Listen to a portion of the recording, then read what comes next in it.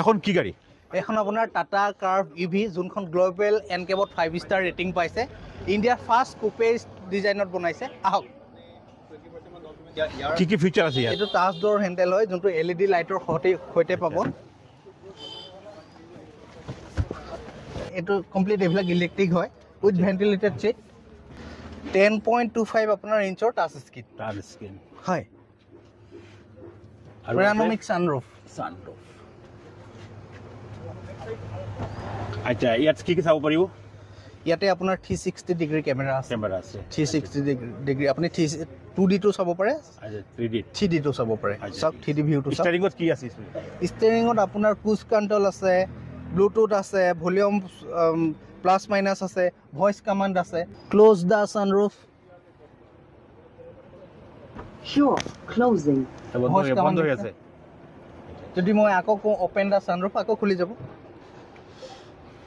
Open দা সানৰুফ Okay, opening.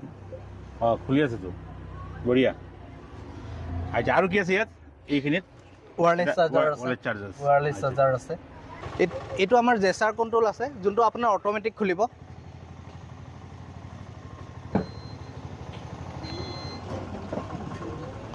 $500 litre বুট space চাওক এইখন গাড়ীত বহুতে ভাবে ইঞ্জিন আছে এখনত আপোনাৰ ইঞ্জিন নাই এখন কেৱল মটৰৰ পৰাহে চলে আহক মই দেখাই দিম আপোনালোকক